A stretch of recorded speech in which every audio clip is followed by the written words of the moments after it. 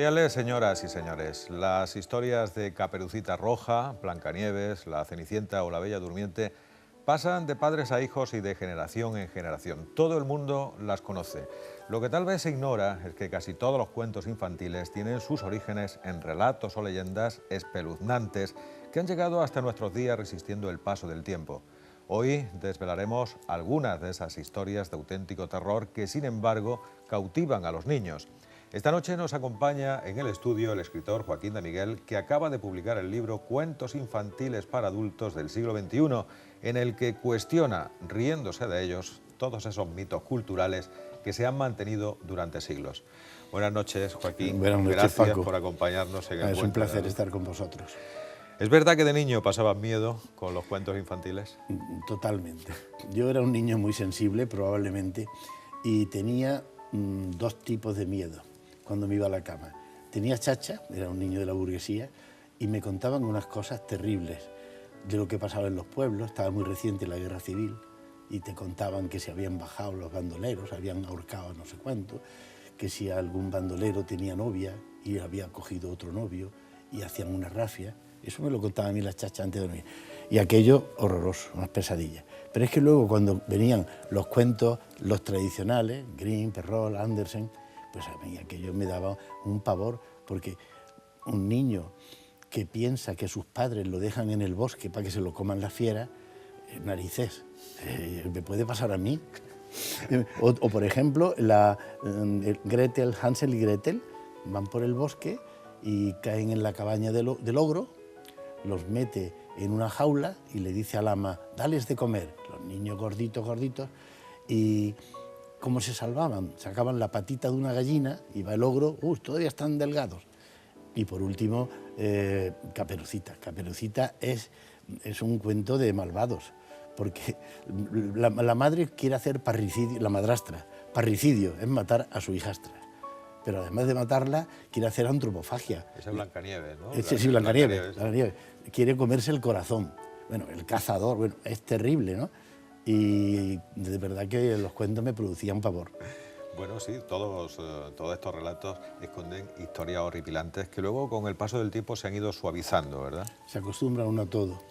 ¿Y por qué? ¿Por qué se suavizan y no se conocen los originales? Pues se suavizan porque cuando el mensaje está muy bien envuelto en bambalinas, se cuentan para entretener a los niños, pero el verdadero sentido es el poder quiere imponer unas pautas de conducta en la que, por ejemplo, los príncipes son altos, rubios con los ojos azules.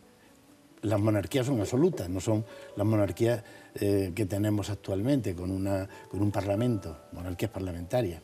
El hombre siempre brilla sobre la mujer en la cocina, o tran larita, barro mi casita, como la ratita presumida, o la Cenicienta, que por cierto la Cenicienta, digo aquí de broma, que llegaba siempre tarde, después de las 12, porque estaba en Chinales, en el botellón, y volvería a casa probablemente empastillada.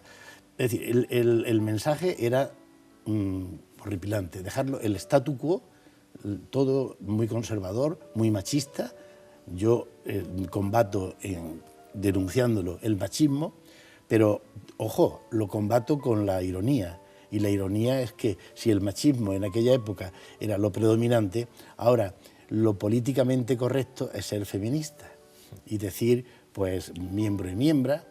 Yo, fíjate, por ejemplo, si yo fuera una tortuga macho, pues estaría indignado que me dijeran tortuga, porque no tortugo. O una jirafa, yo quiero ser jirafo. Me parece ridículo este discurso. Lo que sí hay que conseguir para la mujer, como se está consiguiendo poco a poco, es posibilidad de desarrollarse en condiciones de igualdad. Me da igual si quien dice una tontería tiene faldas o pantalón. Yo lo que critico es quien diga la tontería. O sea que nos han transmitido valores muy negativos los cuentos y que están prácticamente como al servicio del poder. Al servicio del poder. Siempre ha sido así. Mira, Paco, ante una obra literaria, el poder puede adoptar tres posturas. Si no le importa el contenido, laissez faire, laissez passer. Si no le gusta, eso no sale adelante. ahora hay libertades, y aún con libertades en este mundo hay censura, hay circuitos que se te cierran. ¿Tú te figuras en la época de la Edad Media estos cuentos, o en la época de Roma, cuando algo no le gustaba al poder, sencillamente lo silenciaba? Si le gusta, pues entonces le da un empujón. Tú sabes que el Quijote, en la primera parte, está dedicada, creo que al duque de Béjar, y entonces Cervantes, besos humanos, tal y cual, de su eminencia, tal. Y la segunda parte también creo que es al conde de Béjar. De Lemos la segunda parte y de Béjar el primero.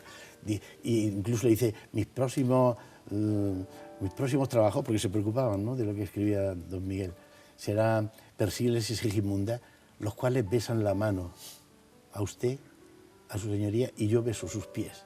No. Don Miguel, es que si no hace esas cosas, pues no escribía. Lo mismo que el conde duque de Olivares, que tú sabes que las tres grandes figuras del siglo de oro, Lope, Quevedo era su escritor de cámara, era su escritor político, Lope, Quevedo y Góngora en menor cantidad, porque era más reacio esto, cuando escriben se lo dedican al conde duque de Olivares, señor Girón y Pimentel. Parece que la sumisión ha sido algo que forma parte del alma española, ¿no? No. De los artistas, del alma de la humanidad. ¿De la humanidad? Me refiero más atrás. Fíjate, voy a pegar un salto de 20 siglos. El Imperio Romano, el siglo I es un siglo maravilloso. Vivimos la Pax Augusta. Augusto, en esa época hasta nace Jesús de Nazaret, y es una época de paz, y Octavio Augusto tiene su imperio perfectamente organizado. Bueno, de las pequeñas revueltas de los celotes en la guerra de los judíos, pero son pequeños episodios. Entonces, Octavio quiere más. ¿Y qué quiere? Ser Dios. ¿Y cómo lo consigue? Pues hay un escritor maravilloso que es Virgilio. Yo este verano pasado me he leído la Eneida una vez más, pero como lo puedes leer en verano, que te vas a la playa, además un libro maravilloso porque estaba una página en latín y la otra en español. Eso de castellano a mí no me gusta, en español. Y entonces los que no sufrimos la LOPSE, sabíamos algo de latín. Y es que tiene una belleza de rítmica, una musicalidad, la Eneida. Y este libro es maravilloso. Bueno, este libro Virgilio quiso quemarlo al final de sus días. ¿Por qué? Octavio le encarga que haga un libro que le haga descender de dioses. Y entonces manda 7 años a Virgilio, a la región donde crece la Ilíada y la Odisea, y entonces y otros 7 años para escribirlo. El tío aprovechó para ir chupando del Estado.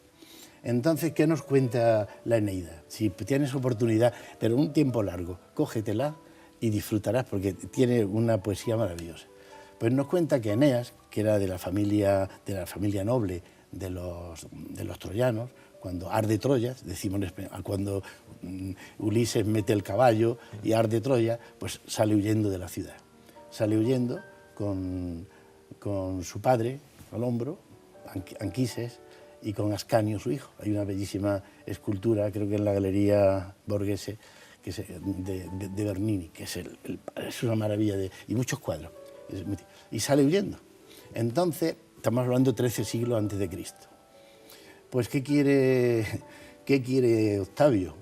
Pues emparentar con él, porque, bueno, se me olvidó decirte, que era hijo de Afrodita, sí. Ya lo cuenta en el libro quinto de la Ilíada, ya cuenta como Afrodita yace al lado de... Entonces no estaba viendo sus Mercedes y sus Porsches, estaba viendo sus vacas, y se meten en una cabaña y el padre es Anquises y la madre es Afrodita, Venus. Entonces ya tiene caché, ¿eh? Ahora, pasan 13 siglos, ¿cómo entroncas eso? Pues luego viene Rómulo y Remo, que también intervienen, son dioses y ayudan a que Rómulo y Remo pues meten ahí Marte, y entonces llega la familia Julia, y la familia Julia de pronto, que es su tío abuelo, Julio César era tío abuelo, porque la hermana de Julio César, una hija, es la madre de Octavio. Y entonces César es Dios, porque tiene una antepasada, que es Venus, y Marte también, siglo XIII, siglo VIII, o sea, Roma. Entonces, él es Dios y quiere... bueno, si su tío es Dios, pues él también, y ya tiene culto. Es decir, que el poder siempre ha estado al lado ha permitido o ha prohibido la literatura, salvo, como te digo, la que no sea... Y te podría poner un ejemplo también de esa época.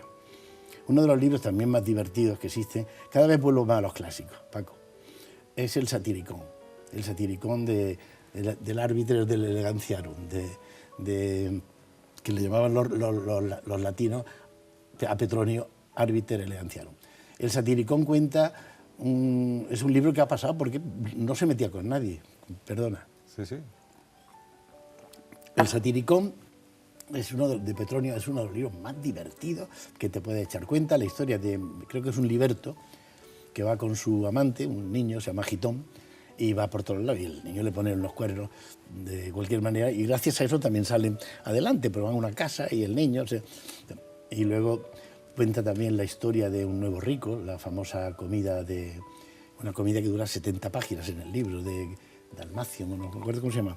Y ese libro sale. ¿Por qué? Porque no se mete con ese libro habla del submundo de Roma, y además es coetáneo. No se mete con el poder. No se mete, exactamente, lo que tú has dicho, no se mete con el poder. Y sale. Entonces, o no importa el poder, o si importa y no le gusta, lo decapita, o si lo ensalza, lo apoya. Bueno, eso sí que es una buena crítica literaria, que te decapitan directamente, ¿no? Hay tantas obras maestras que se han perdido.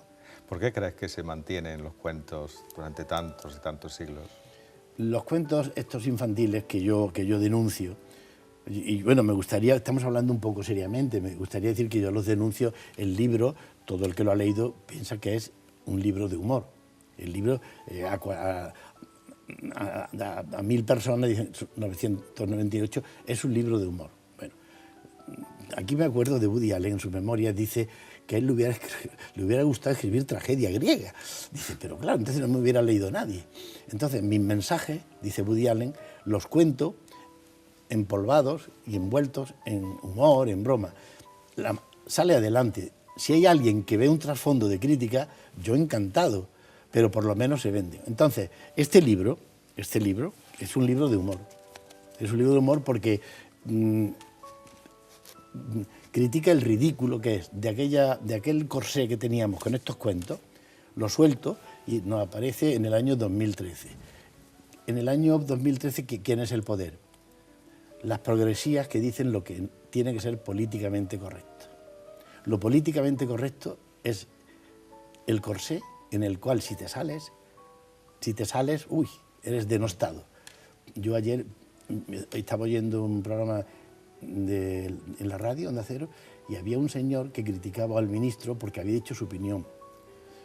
Pues ese señor yo a lo mejor estoy más cerca de lo que tú opinas, pero tú no tienes el derecho a prohibirle que te diga su opinión, como el obispo de Córdoba debe ser reprobado y tal y cual. El obispo está en su función. Yo probablemente estoy en contra de lo que diga el obispo, pero el obispo, ¿cómo va a decir otra cosa?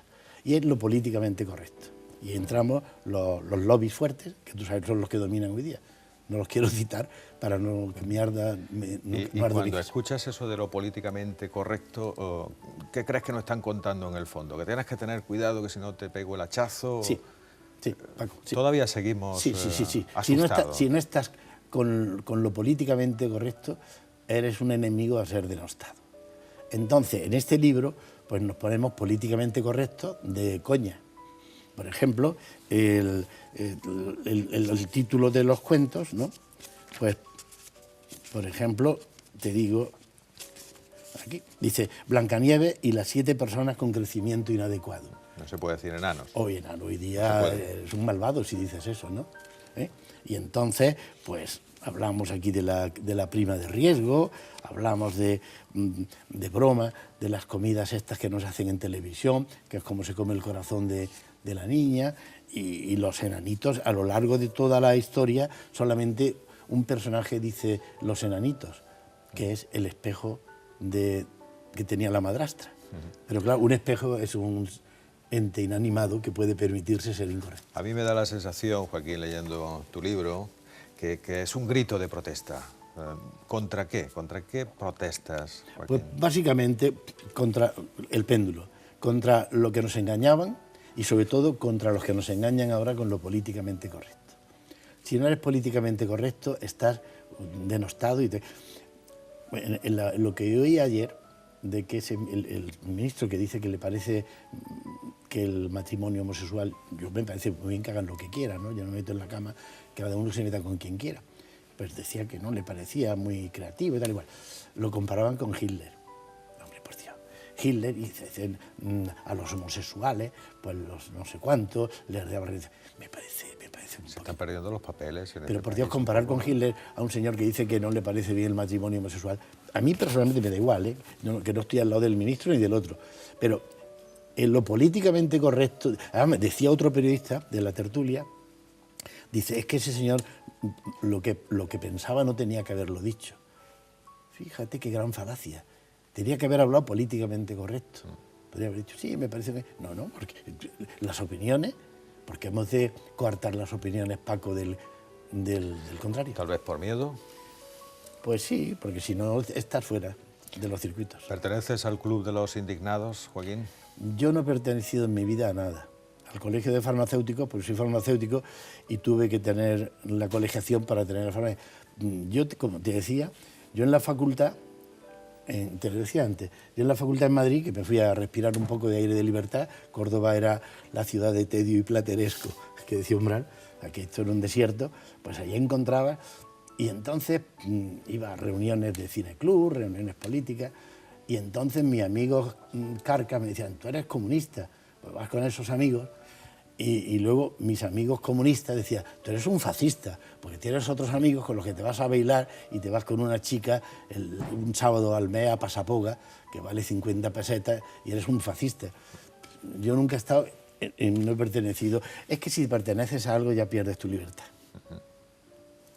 ¿Estamos perdiendo la capacidad de reírnos del poder o nunca la hemos desarrollado del todo?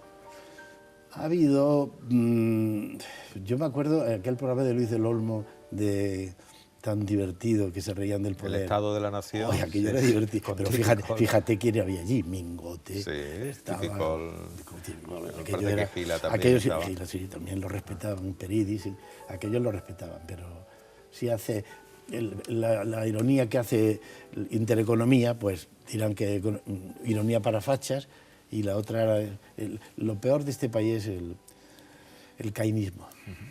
¿De qué se ríe Joaquín de Miguel cuando pone la televisión y empiezan a desfilar por ella ladrones, corruptos y sinvergüenzas?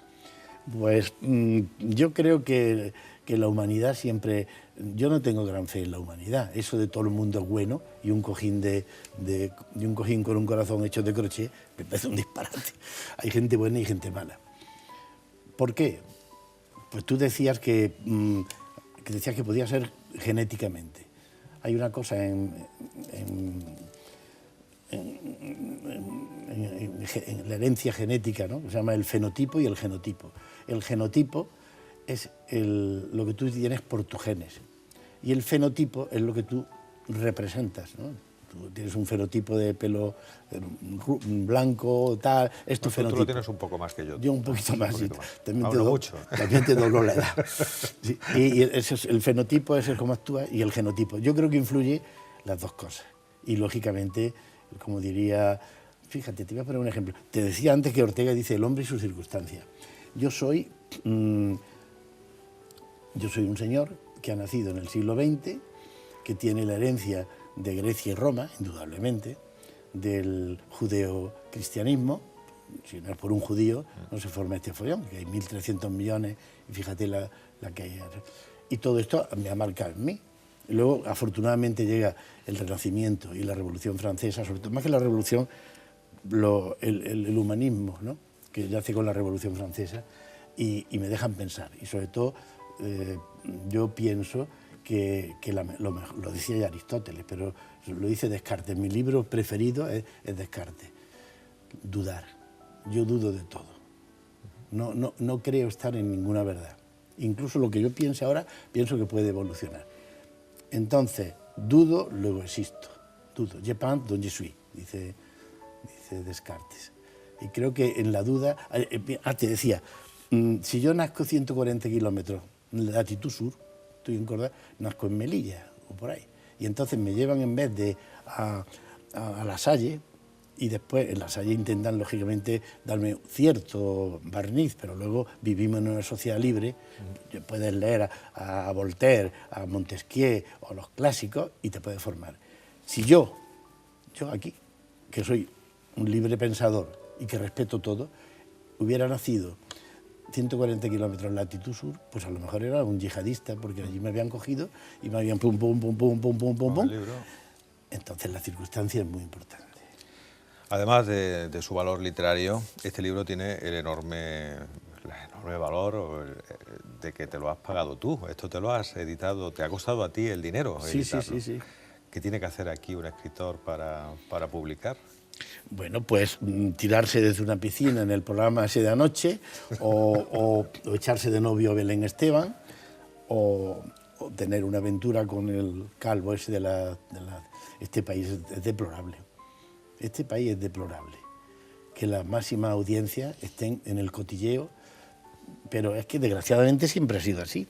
Ya Lope lo decía, puesto que paga el vulgo el justo, hablar es necio para darle gusto. Es que no tiene arreglo. Y lo malo es que va a peor, porque los valores en mi época se leía más, también estaba prohibido, lo cual tenía un encanto, ¿no? Te traías el Capital. El otro día encontré el Capital del año 1960 comprado en una librería de viejo, o en los Ragionamenti, ¿no?, de los papas, o el libro, ibas a París y traía 8 o 10 libros rojos de Mao, eran un coñazo, pero los tenías. Pero los tenías, ¿no? Y entonces... Y te los leías. Sí, te los leías, no había que los tragara. El Capital me costó la misma vida de no enterarme, solo hablaba de la plusvalía, y yo con 18 o 20 años, que eso era la plusvalía que era, ¿no? ¿Cómo se podía prohibir algo que no se entiende, ¿no? Exactamente. Yo me gustan los filósofos, los griegos, Aristóteles. Ahora mismo hay un filósofo que me gusta mucho, que es Fernando Savater, escribe clarísimo, y de la época, cuando yo no tenía mucho dinero para comprar el Guerrero Antifaz, mi hermano Pepe y en mi casa había toda la colección austral, y yo en esas largas siestas que a los niños nos tenían, que yo me leía pues a Kieserling o a Marañón, a Unamuno, a todos estos libros. Yo he leído muchos libros porque tenía la suerte de que en mi casa había muchos libros. Lo tuviste claro, en vez de ir a una editorial con tu manuscrito, sí, cogiste y te lo pagaste tú. Sí, yo se ha quedado muy bien. No, el libro quedó muy bonito, y además, y este también, este tiene unos dibujos preciosos, ¿no?, de un gran... ¿Es que esa es la solución? Si tienes ahorros o... Mira, no, se puede casi cubrir de gastos. Te voy a decir, yo no me siempre he ido directamente con el toro por los cuernos. Yo tengo una edad. Si yo ahora lo mando a una editorial, a ver si tengo suerte, ¿no? ¿Qué vale? Entonces, echas tus cuentas. Y dices, ¿cuánto te cuesta publicarlo? Tanto. ¿Cuántos puedes vender? Amigos, porque los amigos lo que deben de hacer es comprarte un libro, no esperar que se lo regales. Si un libro vale 15 euros y yo regalo 200, pues medio millón de pesetas. Ahora, si 200 amigos y conocidos se interesan por el libro, y además no es porque sea yo, pero puede ser divertido, pues entonces me ayudan a cubrir gastos. Ese es el paradigma. De todas formas, Joaquín, escribir en España sigue siendo llorar un poco, ¿no? Sigue siendo llorar, y yo sé que hay gente que escribe maravillosamente, hay gente que no le salen las cuentas, hay grandes escritores, por ejemplo, a mí me gusta Ruiz Zafón mucho, me gusta mucho este catalán, ¿cómo se llama?, Eduardo Mendoza, Silva que ha ganado este año, te encanta. Bueno, y en mi otra época me gustaba Vázquez Montalbán, estaba deseando que saliera algo, porque Vázquez Montalbán era un escritor maravilloso. Además dice, era comunista. Yo no soy comunista, yo soy marxista. Marxista, dejémoslo claro, de los hermanos Marx. Vayamos a ver un corte. Yo soy marxista de los hermanos Marx. Me gusta y no soy comunista, pero Vázquez Montalbán era un comunista que tenía un sentido sociológico, te explicaba una trama con su Carvalho, ¿no?, y al mismo tiempo te decía cuánto estaba la merluza en el mercado de la Boquería, y te decía lo que el periódico... ¿Qué consejo le daría, Joaquín, a las personas que quieren ser escritores? Es una buena pregunta. Que lean mucho. Yo te decía el otro día que para escribir hace falta tener imaginación. Sin imaginación, pues no puedes escribir. Los escritores antiguos del cine, antes de que hubiera el cine, tú tirarte 3 páginas describiendo una montaña o un valle. Eso el cine lo ha superado. Tienes que contar algo. Imaginación, ritmo. No puedes aburrir a la oveja, hoy día no puedes aburrir a la oveja. Necesitas técnica, que es lo más difícil, pero que se puede ir a clases. Yo he escrito, toda mi vida he escrito de tonterías, bueno, de tonterías. Yo he escrito o tonterías para los amigos, o bioquímica, o charlas de conferencias de microbiología. Y sobre todo, lo que hay que tener es una gran base. Eso se nota. Si un escritor puede ser un artista de la palabra o tener buena técnica, pero si no tiene un background de conocimiento, aquello flaquece. Se nota cuando tú lees a un buen escritor que está muy bien formado, muy buena preparación. Joaquín de Miguel, ha sido un placer tenerte esta noche en el Puente de la Luz. Espero que vuelvas por aquí para contarnos nuevas historias. Yo te agradezco mucho esta oportunidad que me das para que la gente, muchos amigos ya han leído el libro, para el que quiera saber de qué va el libro. Este libro, hay que decirlo, es un libro de humor, aunque hemos hablado de lo divino y de lo humano, pero como ya sabes, aquí la Caperucita Roja... Es minifaldita. Es minifaldita roja. Aquí, con los extremistas de el príncipe y la ranita, pues están cambiados los papeles. La ranita es un príncipe aquí, no una princesa. No, la ranita es un príncipe, y el príncipe es gay, con lo cual le damos una oportunidad. Somos políticamente correctos. Desde luego, muy políticamente correcto no ha sido con el libro, Joaquín. Sí, Eso y, te lo tengo y que por decir. último, la minifaldita roja, en vez de Caperucita, hoy día tiene lencería de Victoria's Pues Secret. todavía y es roja. te quedan cuentos que Sí, me da mucha pereza darle porque la vuelta. yo suelo escribir mucho en verano. Estás allí en la playa o lo que sea. Pero luego me da pereza hacer una cosa que luego no lo va a ver. Es decir, y que es un esfuerzo enorme buscar editor, fotografía, los maravillosos dibujos que me ha hecho un amigo. Y es una... Hoy sí han podido verlo nuestros espectadores, Joaquín. Sí. Por lo menos aquí lo tienen. Sí, aquí está la madrastra, los 3 cerditos, la niña soplando a la ranita. Este también viene en el cuento, el soldadito de plomo y el espejo de la hombrecita. Pues muchas gracias, Paco. Ha sido un placer. Pues vuelve cuando quieras, Joaquín, con nuevos cuentos. Venga, ¿vale? Pues aquí me tiene a tu disposición. Pues nosotros a continuación vamos con una breve pausa comercial y enseguida regresamos con más cosas en el Puente de la Luz.